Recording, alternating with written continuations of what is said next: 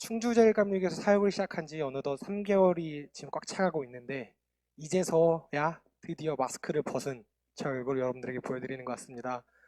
어, 이게 제가 그 중고등부에 있으면서도 저희 부서 아이들도 제 얼굴을 제대로 본 친구들이 많지가 않을 정도로 제 얼굴은 비공개였는데 이게 오늘 이렇게 얼굴을 보여드리게 된 것 같습니다. 네. 이게 저만 여기서 또 마스크를 벗고 있으니까 참 어색하기도 하고 또 이제 제 앞에는 제 모습이 유튜브로 송출되고 있는 제 모습이 너무나 잘 보여서 굉장히 어색하고 또 굉장히 민망한 모습입니다. 자, 오늘 제가 말씀을 준비하면서 제가 말씀을 읽으면서 들었던 생각이 있는데 사실 그 박진 목사님이나 담임 목사님께서 군대 얘기를 종종 꺼내시잖아요. 그래서 저도 꺼내볼까 생각을 하는데 이게 저도 꺼내면은 살짝 또 식상한 것 같기도 한데 근데 또 셋 다 이제 다른 데서 생활하게 됐고 해서 저도 살짝 꺼내보려고 합니다. 네. 저는 이제 철원에서 군대 생활했는데요. 육사단이라는 곳에서 했는데 이게 철원이라는 동네가 아시는 분은 아시겠는데 굉장히 춥기도 하고 또 여름에는 굉장히 뜨겁기도 하고 또 좀만 올라가면은 북한과 맞닿아 있고 38선이 있고 GOP, GP, 제2땅굴, 평화전망대 등등 이제 북한과 굉장히 가까운 그런 동네인데 제가 거기서 이제 자대 배치를 받고 일병 달고 한 2달, 3달쯤 되었을까 양지리 통제소라는 곳을 갔습니다. 이것이 어떤 곳이냐면은 양지라는 마을에 있는 통제소인데 민간인들, 즉 일반 군인들을 제외한 일반 사람들이 쉽게 오고 가지 못하도록 통제를 하는 곳이에요. 그래서 이제 통제소 위쪽에다가 밭이 있거나 논이 있거나 혹은 제2땅굴, 평화전망대 이런 데 관광을 하고 싶어하는 사람들이 미리 사전에 승인을 받고 와서 우리가 확인을 하고 이 사람 승인됐다. 올려보내도 된다. 이 사람 20명이 사전에 승인됐다. 20명 확인됐다. 올라가라. 그리고 또 내려올 때 20명이 올라갔는데 20명이 내려왔다. 3명이 올라갔는데 2명이 됐다. 그러면은 1명 어디 갔어요? 같이 내려와야 돼요. 이런 식으로 하는 이런 민간인 통제소에서 있었어요. 그리고 이게 양질이라는 마을에 작은 샛길이라도 차가 지나갈 길이 있다라면은 그곳에도 이제 제가 가든 선임이 가든 병사들이 있어서 오고 가는 차량들 또한 이제 통제하고 몇 명인지 확인하는 그런 곳이다 보니 일주일 동안 쉬는 날이 하루도 없고 밤새 12시간씩 서로 이제 두 팀을 나눠서 야간 주간 밀어내면서 근무를 서던 그런 곳이 양지리 통제소였습니다. 이제 그렇다 보니 제가 이제 일병 한 2호봉, 일병 단지 한 3개월쯤 됐을 때에 가다 보니 일주일 내 쉬는 날이 없다 보니 주일날 예배 드리러 가는 게 가장 전 먼저 걱정이었던 거였어요. 이게 제가 선임이고 상병이고 병장이었더라면은 야, 나 교회 갈 거니까 니네들이 알아서 근무해. 내 거 알아서 빼놔. 이런 식으로 이제 말을라도 했을 텐데 일병 단지 2달 됐는데 제 밑에 한 명도 없고 제 위만 한 80명인데 제가 어떻게 거기서 저 군대 갈게요. 군대 갈게요. 제 교회 갈게요. 제가 어떻게 이런 말을 할 수가 있겠어요. 그래서 이제 고민을 하고 또 고민을 하는데 진짜 이게 월요일이 지나가고 화요일이 지나가고 수요일이 다가가는데 주일은 다가오는데 이게 쉽게 말이 안 떨어지는 거예요. 저 주일날 예배 드리고 오겠습니다. 이게 말이 안 떨어지는 거예요. 이제 그렇게 계속 이제 어떡하지?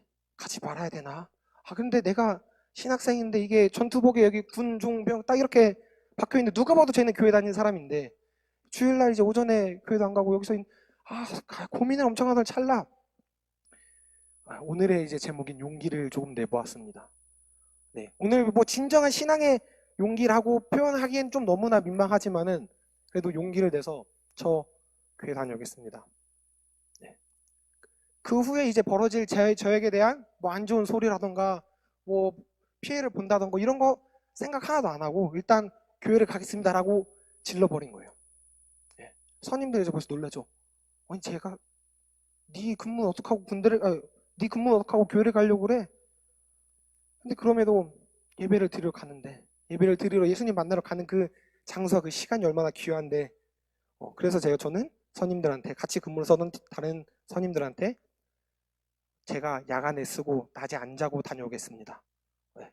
밤새서 근무를 하니까 24시간 내내 밀원에서 이제 근무를 하다 보니 야간에 근무를 쉬었으면은 오전에는 쉬어야 되는데 오전에 그 쉴 때 저는 교회를 다녀오겠습니다. 해서 이렇게 군대에 있을 때 그런 그 양질의 통제소에서 한 2달 정도를 그렇게 토요일날 새벽에 근무 서고 아침에 교회 갔다 주일 아침에 근무 갔다가 또 주일날 저녁에 근무를 서는 이런 생활을 한 2달 좀 안 되게 반복을 했었습니다. 이게 오늘의 이제 말씀을 준비하면서 용기에 대해서 생각을 해보니 제가 아마 그때 참 큰 용기를 내지 않았나 라는 점잖은 생각이 들었습니다. 자, 그럼 오늘 말씀으로 다시 넘어가도록 하겠습니다. 오늘 우리가 읽은 말씀은 예수님께서 로마 그 군인들에게 유다가 팔고 유다 군인들에게 잡혀가는 그 장면입니다. 예수님께서 피와 같은 눈물을 흘리시며 기도를 하던 그 장소는 예수님만 알고 있던 장소가 아니었어요. 유다 또한 함께 알고 있던 장소였기에 유다가 예수님을 팔려고 할 때 아마 여기서 기도하고 있을 거예요. 혹은 여기서 기도할 겁니다 라는 말로 얘기를 하면서 로마의 그 군인들과 함께 예수님을 잡으러 갔었을 것입니다. 근데 3절에 보면은 이렇게 나와 있어요. 잡으러 올 때 그냥 온 것이 아니라 등과 횃불과 무기를 가지고 그리로 온지라 라고 나와 있습니다. 예수님께서 잡히실 당시는 날짜로는 보면은 6월적 무렵은 만월, 즉 보름달이 뜨던 날이었습니다.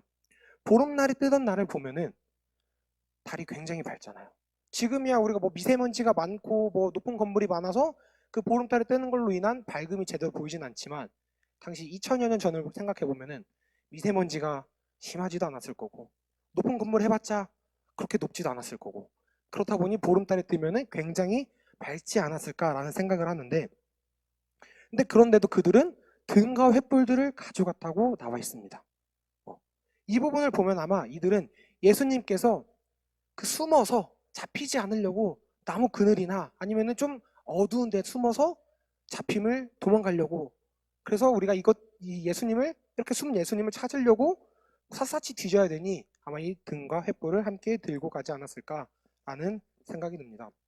근데 예수님을 보면은 그 로마 군인들이 예수님을 잡으려고 그 자리에 도착했을 때 예수님은 숨어있기는커녕 오히려 앞으로 나갔습니다. 4절에서 6절까지의 말씀을 보면은 예수께서 그 당한 일을 다 아시고 나아가 이르시되 너희가 누구를 찾느냐 대답하되 나사렛 예수라 하거늘 이르시되 내가 그니라 하시니라. 그를 파는 유다도 그들과 함께 섰더라. 예수께서 그들에게 내가 그니라 하실 때에 그들이 물러가서 땅에 엎드러지는지라. 로마의 이 군인들은 예수님이 숨어 있을 거라 생각해서 샅샅이 뒤질 것을 생각하고 등과 횃불을 들고 갔어요. 그런데 예수님은 숨어 있기는커녕 오히려 앞으로 나가섰습니다. 오히려 그들 앞에 나가서 당당히 서셨습니다. 예수님께서는 거기에 당당하게 나가셨어요. 무장하지도 않은 그런 모습으로 그 군인들을 맞이하셨습니다. 그러나 예수님을 잡으러 온 군대는 수많은 군사들과 함께 무장을 하고 숨어 있을 것, 도망갈 것을 다 대비해서 단단한 준비를 하고 나왔습니다.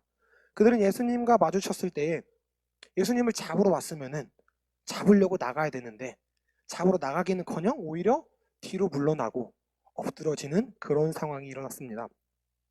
아마 이때 예수님께서 원하셨더라면은 예수님은 잡히지 않으시고 아마 유유히 떠나실 수 있지 않았을까라는 생각이 듭니다. 이들 사이를 뚫고 나갈 수가 있습니다. 그러나 예수님께서는 그렇게 하시지 않으셨습니다. 이때 예수님께서는 본인께서 잡혀가는 것보다 함께 남아있던 제자들을 더 걱정하셨습니다.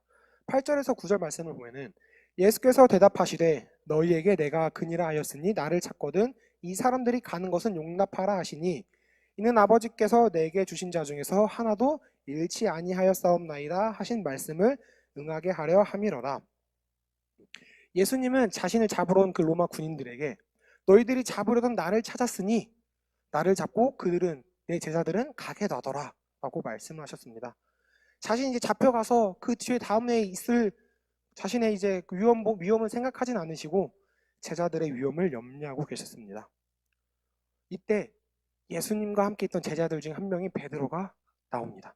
그런 예수님의 위험 앞에 베드로는 앞으로 나서서 칼을 휘두릅니다. 10절의 말씀을 보면은 이에 시몬 베드로가 칼을 가졌는데 그것을 빼어 대제사장의 종을 쳐서 오른편 귀를 베어버리니 그 종의 이름은 말고라. 베드로가 앞으로 나서서 대제사장의 종인 말고의 귀를 베어버립니다. 이때 베드로를 보면은 사실 그 수많은 군인들 앞에서 혼자 칼을 가지고 대제사장의 종의 귀를 벤다는 거는 우리가 봤을 때 쉽지 않은 용기였을 겁니다. 용기가 대단한 용기를 가지고 나왔을 겁니다. 수십 명, 아니 엄청 수백 명의 군사들 앞에서 혼자 칼을 들고 나선 겁니다. 11절 말씀을 보겠습니다. 예수께서 베드로더러 이르시되 칼을 칼집에 꽂으라. 아버지께서 주신 잔을 내가 마시지 아니하겠느냐 하시니라. 베드로는 용기를 가지고 나와서 예수님을 잡으러 하는 그들 중에 한 명인 말고의 귀를 베지만은 예수님은 그런 베드로를 보며 칭찬하지 않고 오히려 책망을 하셨습니다. 칼을 칼집에 꽂으라고 말씀을 하시면서 아버지께서 내게 주신 잔을 내가 마시지 아니하겠느냐라고 말씀을 하십니다. 예수님께서 그 로마 군인들에게 잡혀가는 것은 하나님의 뜻이었습니다. 우리가 이런 베드로를 보면은 우리 그 성경을 이미 다들 많이 읽으셨기 때문에 그 이후에 어떤 일이 벌어지는지 다 아시잖아요. 예수님 잡혀가고 그 나서 베드로가 예수님을 부인하는 그 장면, 오늘 저희가 읽기도 했는데 이 모습을 보면은 베드로를 보면은 예수님을 부인한 비겁한 사람이다 라고 우리가 생각을 하실 수도 있을 거예요. 그런데 오늘 이 장면만을 보면은, 이 상황만을 보면은 베드로는 예수님을 지키고자 하는, 나의 왕이자 나의 스승이자 나의 주인 되신 예수님을 지키고자 용기를 가지고 예수님의 앞을 막았습니다. 물론 예수님께서 원하셨던 그러한 용기는 아니었지만 베드로는 그래도 용기를 가지고 나왔습니다. 그렇게 베드로는 예수님을 지키고 싶었지만은 예수님은 하나님의 말씀에, 하나님께서 하신 그 말씀을 이루기 위해 결국 그들에게 잡혀갑니다. 12절 13절을 보면은 이에 군대와 천부장과 유대인의 아랫사람들이 예수를 잡아 결박하여 먼저 안나스에게로 끌고 가니 안나스는 그 해의 대제사장인 가야바의 장인이라. 그리고 먼저 안나스에게로 끌려갑니다. 안나스는 당시의 대제사장인 가야바의 장인이었습니다. 자, 안나스에 대해서 보면은 안나스는 굉장히 양명이 높은 사람이었다라고 합니다. 알프레드 에더스하임이라는 성경학자이자 이제 교회사가는 이 안나스에 대해서 당시 유대 역사에서 안나스만큼 잘 알려진 인물은 없다. 이 사람만큼 운이 좋고 성공한 사람으로 알려진 이는 아무도 없다. 그러나 그와 동시에 이미 죽어버린 이 대제사장만큼 미움을 받은 사람도 없다 라고 말하고 있습니다. 이 안나스가 어떤 사람이냐면 당시 성전에서 예수님께서 예루살렘에 들어가시던 그때 성전에서 희생 제물로 바쳐질 동물들을 파는 상점들의 주인이다 라고 보시면 됩니다. 그래서 예수님께서는 예루살렘에 입성하셨을 때 성전에서 이러한 동물들을 파는 모든 상인들을 다 내쫓으셨는데 아마 안나스는 이런 상인들의 주인이니까, 상인들이 상점들의 주인이니까 나의 이득을 예수님께서 이익을 못 얻게 하니까 예수님께서 예수님의 체포와 또한 예수님의 패배와 좌절을 가장 먼저 안나스가 보고 싶어서 아마 안나스에게 바로 끌고 오게 하지 않았을까 합니다. 이어서 이제 예수님은 안나스 앞에서 신문이 벌어집니다. 이제 당시의 유대법을 조금 보면은, 기본 원칙을 보면은 피고는 대답하는 것으로서 죄를 인정하게 되는 질문은 받아서는 안 되는 것이 기본 원칙입니다. 이런 법을 볼 때 안나스의 신문은 유대의 재판 원칙을 어기고 있습니다. 그래서 예수님께서는 안나스에게 이렇게 지적을 합니다. 21절 말씀입니다. 어찌하여 내게 묻느냐? 내가 무슨 말을 하였든지 들은 자들에게 물어보라. 그들이 내가 하던 말을 아느니라. 쉽게 표현하면은 예수님에 대한 증거를 법적으로 정당한 방법으로 취해라. 증인들을 불러서 신문을 하라. 이러는 얘기입니다. 그러자 그 장소에 있던 안나스의 아랫사람 중 하나가 예수님을 치면서 얘기합니다. 이 말씀을 하심에 곁에 있던 아랫사람 하나가 손으로 예수를 쳐 이르되 내가 대제사장에게 이같이 대답하느냐. 한마디로 너가 뭔데 대제사장에게 재판을 가르치려고 하냐 라는 겁니다. 그래서 이제 예수님은 23절에 예수께서 대답하시되 내가 말을 잘못하였으면 그 잘못한 것을 증언하라. 바른 말을 하였으면 너가 어찌하여 나를 치느냐 하시더라. 예수님께서는 내가 말하지 못할 말을 했느냐? 나는 단지 지켜야 할 법만을 얘기했다. 그런데 어찌하여 너가 나를 치느냐? 라고 말씀하시는 겁니다.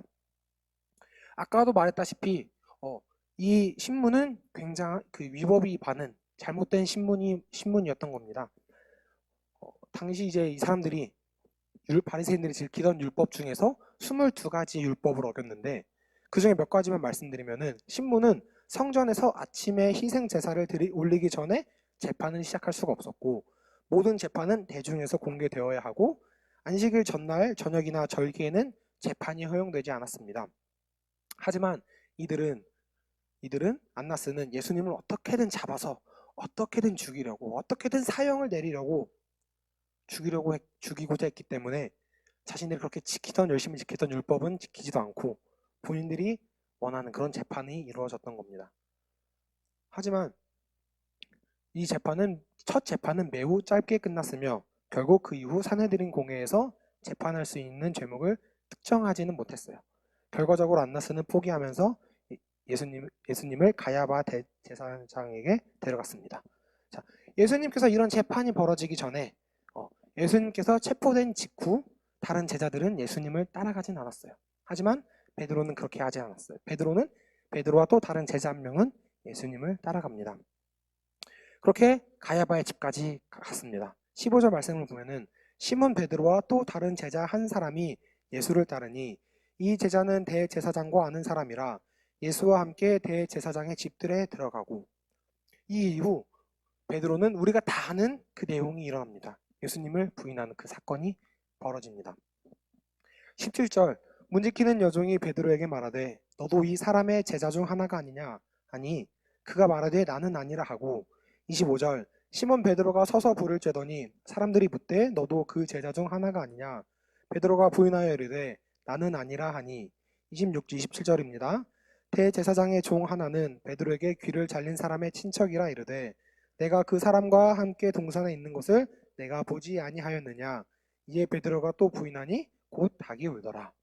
이와 같이 이전에 예수님께서 말씀하신 대로 닭이 울기 전에 내가 나를 3번 부인하리라 라는 요한복음 13장 38절의 말씀이 그대로 이루어졌습니다. 이와 같은 내용이 오늘 우리가 읽은 1절부터 27절까지의 말씀입니다. 우리는 이 말씀에서 크게 3가지의 진정한 신앙의 용기에 대해서 알 수가 있습니다. 먼저는 폭력을 행사하지 않았습니다. 예수님을 잡으러 올 때 적지 않은 수의 많은 수의 병력들이 예수님을 잡으려고 왔어요. 12절의 말씀을 보면은 천부장과 유대인들의 아랫사람들이 예수님을 잡았다라고 말하고 있습니다.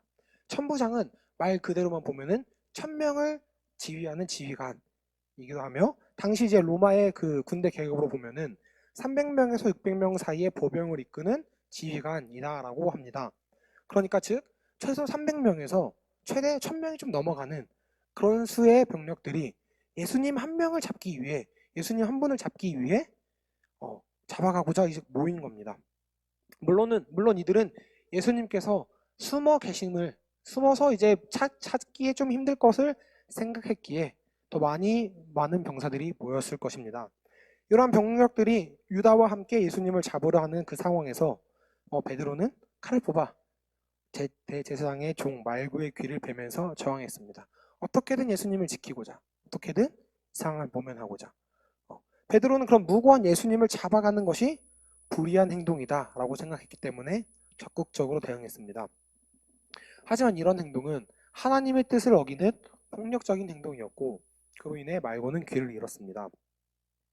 예수님은 그런 베드로의 행동을 막으셨고 이어 말고의 귀를 고쳐주셨습니다. 누가복음 22장 51절의 말씀입니다. 예수께서 일러 이르시되 이것까지 참으라 하시고 그 귀를 만져 낫게 하시더라. 이어서 예수님은 베드로의 그런 행동을 책망하셨습니다. 칼에 든 베드로의 행동은 예수님을 제자된 입장에서 스승님을 지키기 위한 행동이고 수백 명의 군대 앞에서 벌인 용기였지만 그것은 옳지 않은 일이었습니다.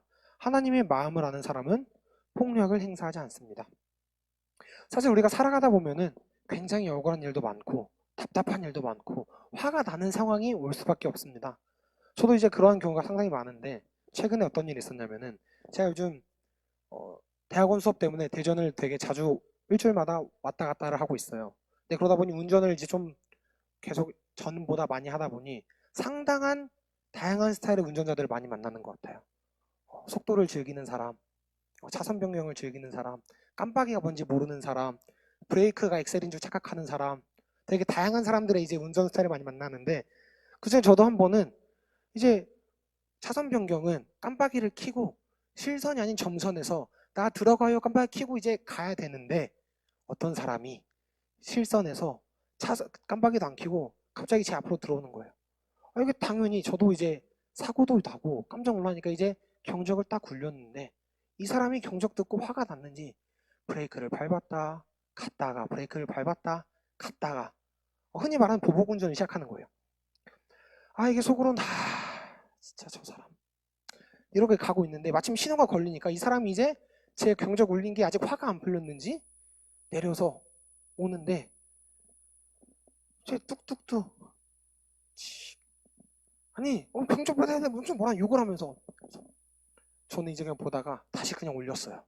대응하기가 싫어서 괜히 이제 저도 사람인지라 화를 내면은 이제 네가 그렇게 들어오면 안 되는 거잖아. 차 문 딱 내려서 열고 내려가면은 이제 싸우기 시작할 거 뻔히 아니까 대응하면 안 되니까 그래 알겠습니다 하고 전 차문을 다시 올리고 차 이제 또 신호 바뀌었길래 제 갈 길을 가는데 제가 이 얘기를 친구들한테도 했어요. 내가 며칠 전에 이런 상황이 있었다니까 네가 그냥 문 열고 내리면 걔는 제가 또 덩치가 좀 한 덩치 하니까 날 보고 그냥 쫄아서 알아서 갈 텐데 왜 네가 차만 이러는 거예요. 그 말도 그것도 일리가 있기는 한데 차마 이제 제가 또 그럴 수는 없잖아요. 신학생 뭐 전도사인데. 네, 그래서 막 그냥 웃고 넘어가긴 했는데 네. 이런 상황을 보면서 폭력으로서 대응하지 않는 게 우리가 하나님께서 말씀하신 그 폭력으로 대응하지 않는 것 우리가 신앙인으로서 폭력으로 대응하면 사실 자신 좀 내가 좀 힘이 세면 상당히 편해요. 힘으로서 그냥 다 제압이 되니까. 근데 사실 그게 옳은 건 아니잖아요.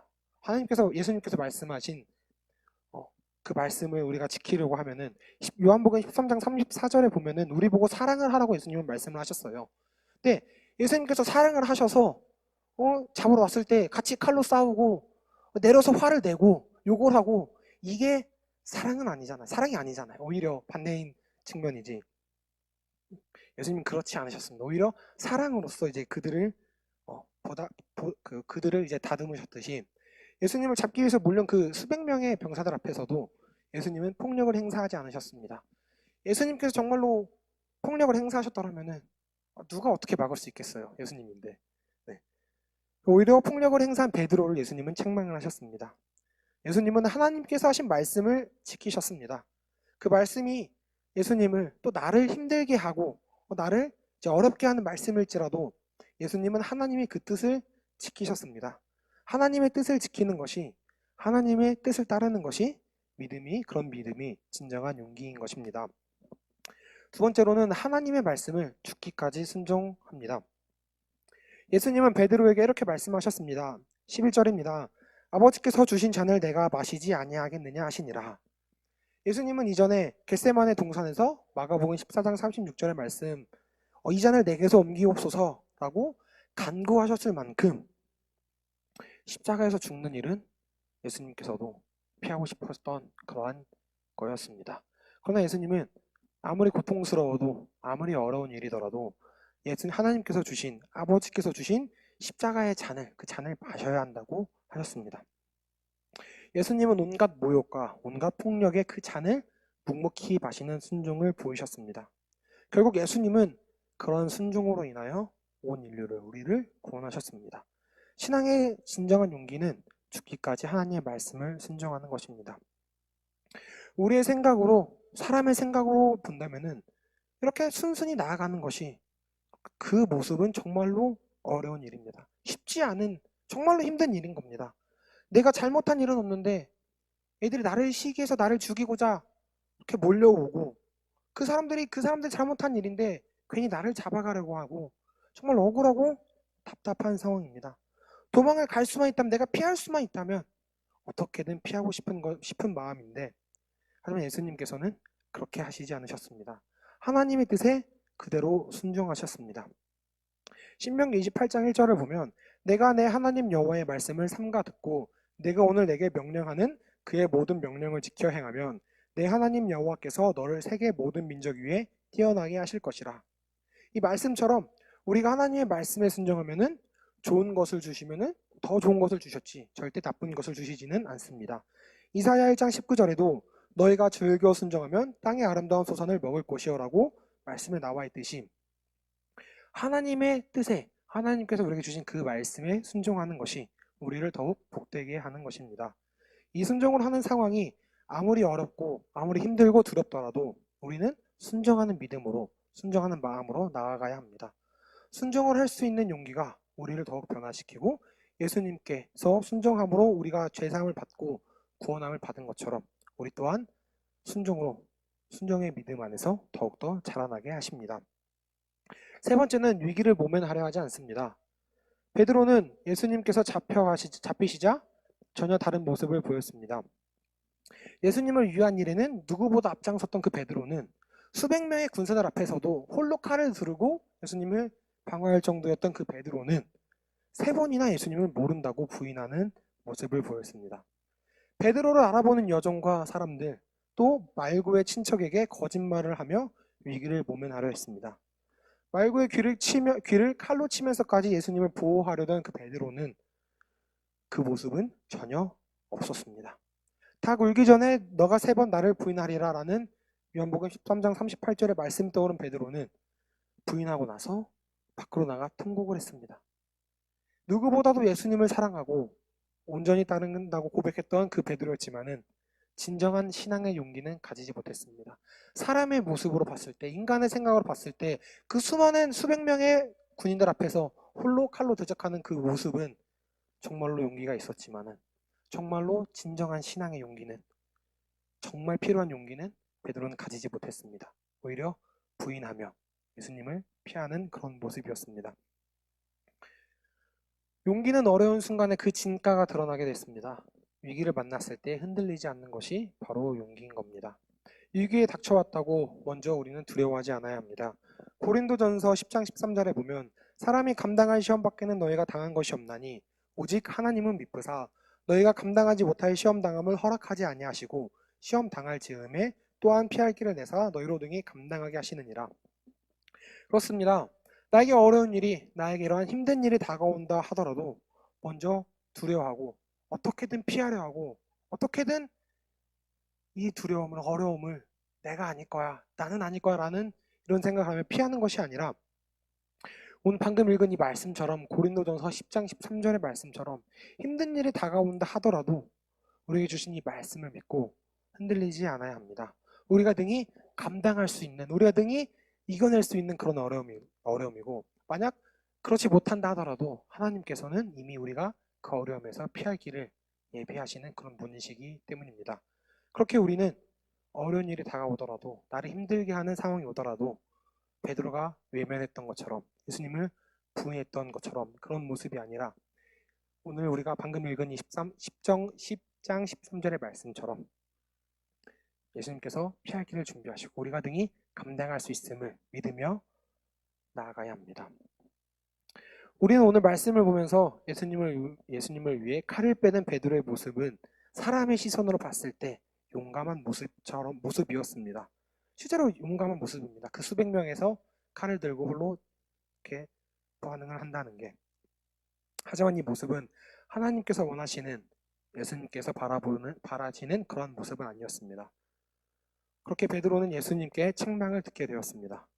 진정한 신앙의 용기는 앞서 말했듯이 폭력을 멀리하며 예수님께서 말씀하신 그 사랑을 우리는 더 실천해야 되며 나에게 어려움이 다가오더라도 위기를 모면하지 않고 하나님의 말씀에 순종을 해야 합니다.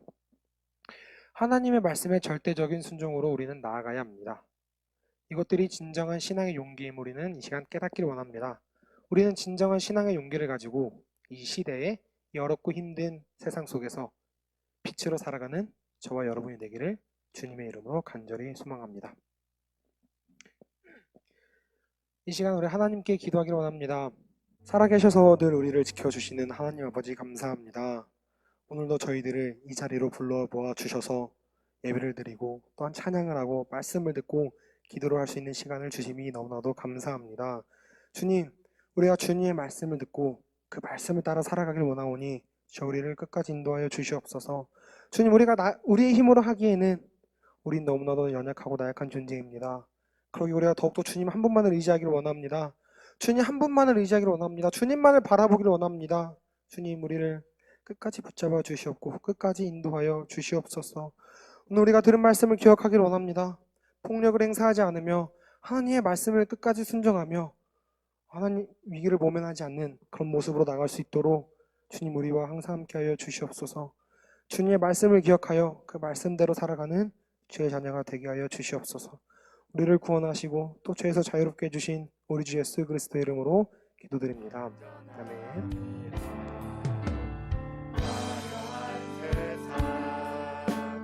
부럽지 않은 것은 난 예수로